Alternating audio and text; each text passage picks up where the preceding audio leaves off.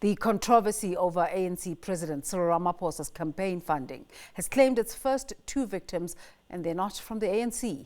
Two EFF MPs have resigned over money they received from the CR17 campaign. Tebogo Mokwele and Nkagisang Mokgosi have resigned from Parliament and the EFF. To give analysis, we're now joined via Skype by Ongama Mtimka. Ongama, very good morning to you and thanks for joining us. Are we likely to see more resignations? Good morning to you, Des, and your viewers.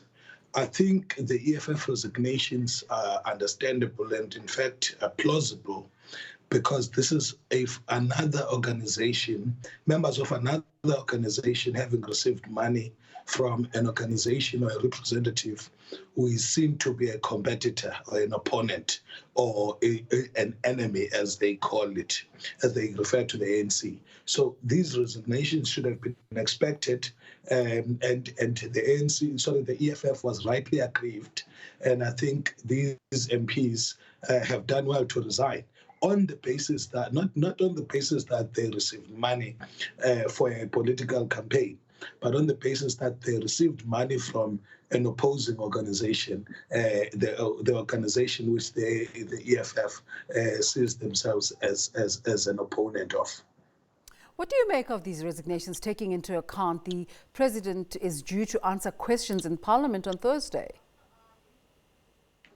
Well, they are timely, and one wouldn't be surprised if part of the pressure would have been to clear the cloud, around the EFF, so that they can go into that Q&A session on a moral high ground.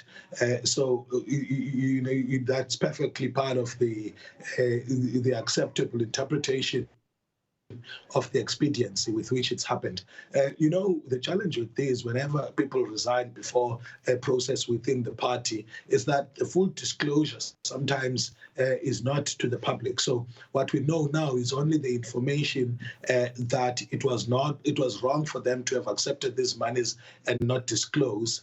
But we still don't know yet as to how were they affected in the campaign, and how is it that they were seen to be so important that they could be paid.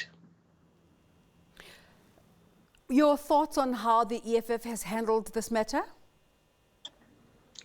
I think there would have been a lot of internal discussion, but the Mokwele and Mokgosi need to be commended for not putting the organization in the pressure, which sometimes ANC political leaders do, of having to try and engage in a cumbersome disciplinary process, and sometimes those are negatively affected by power balances, where you find that the individuals who have done wrongdoing are not willingly accepting falling on their swords, but would rather have the organization be torn apart in a process of trying to get rid of them or to defend them. Because usually these happen in organizations where there are close-knit relationships, and people then unfairly place an obligation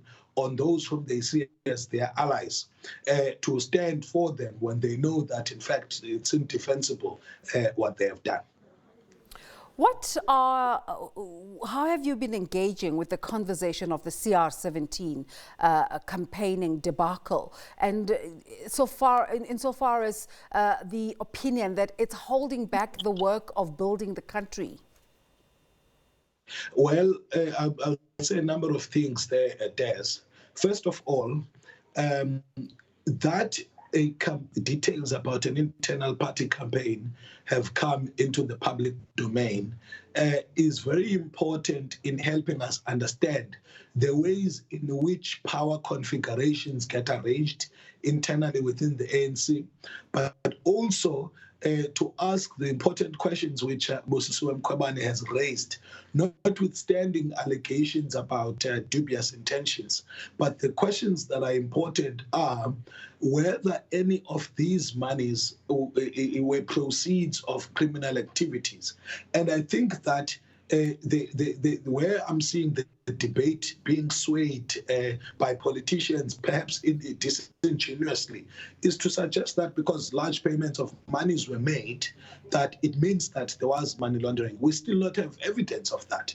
It may be a culture shock that in ANC campaign politics or succession politics, that US-style recruitment of people who are lobbyists and payment thereof is happening. It may be a shock culturally from a political culture point of view, but there's nothing untoward about it. What we need to ask, though, is whether things were done according to the law, compliant with tax laws, compliant with anti-money laundering and anti-corruption legislation.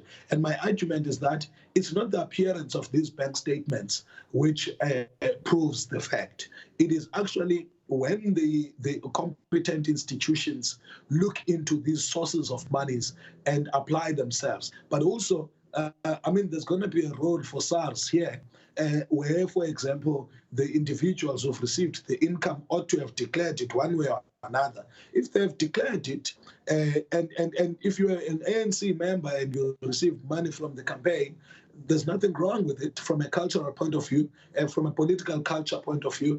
People know that in the ANC, it was an informal culture. There's allegations of people driving around with boots full of monies and paying people. So what may be shocking is the fact that this was professionalized and run on almost like as a mainstream business activity, if you like, or organizational activity with bank statements and electronic payments. Whereas you will find that in other campaigns, these monies would actually not be able to be followed because they flow in hard cash.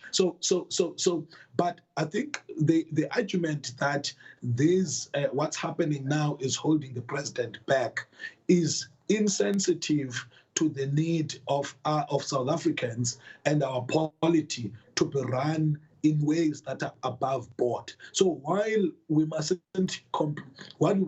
not say the president is guilty on the virtue of the appearance of huge monies flowing, by the same account, we can't argue that the report of the public protector, in as far as it alleges that there's a prima facie case of money laundering, is setting the president back.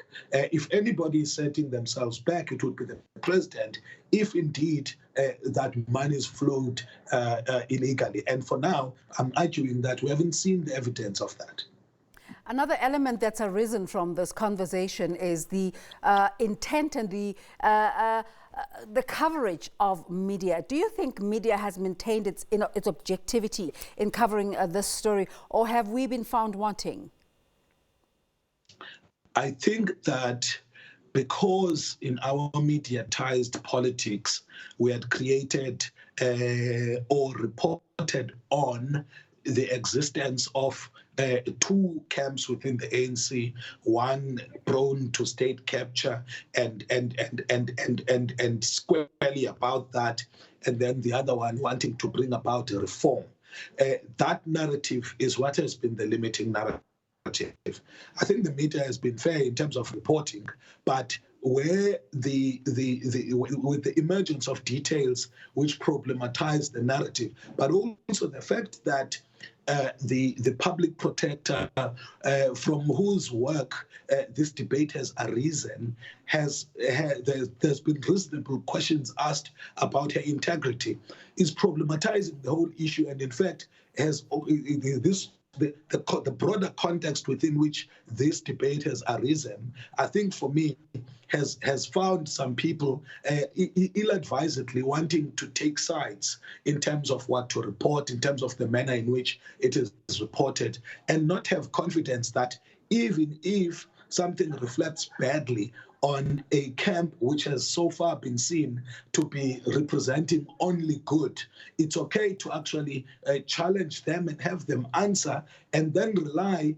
on the bigger than the constitutive parts system of our democracy to actually be the ultimate winner and not particular individuals. If President Ramaphosa is in the right and his campaign is in the right, it's not a matter of being defended by people in the media. It will become apparent in the courts. If he's in the wrong, the consequences will follow, and the ANC is going to go the trajectory that it has been in, the downward spiral towards extinction. The sentiment that President Cyril Ramaphosa has been handled with kid gloves in this matter, the EFF sometimes calling him your sweetheart president, and others making comparisons with former President Jacob Zuma, saying if it was him, he would have been cut to shreds. Do you agree with the sentiment? So what they should bear in mind there, Des, is that the knowledge or information about these allegedly corrupt or wrongs that the president is presumed to have done was only known among politicians, and politicians who oppose. That's their job in a democracy. When they impatiently want the rest of the country to buy into rhetoric, I think that's fair. Now that details are coming out, it is the facts which ought to change people's perceptions about others. By the time President Zuma assumed office, already then he had lots of cases. He had a cloud hanging over his head. And all that he did in the presidency served to confirm what otherwise was a president who suffered credibility questions. President Ramaphosa came in, and at the time that he came in, there weren't any evidence in the public domain suggesting that there's a reason to doubt his credibility. Now that information has come to the fore, I think politicians must allow those who want to use their mind and rationality to use it and apply themselves and come to their own conclusions, rather than want to hold everybody at gunpoint so that we believe some of the ill-founded hatreds which they harbor among one another. Ongama Mtimka, thank you so much for your time this morning.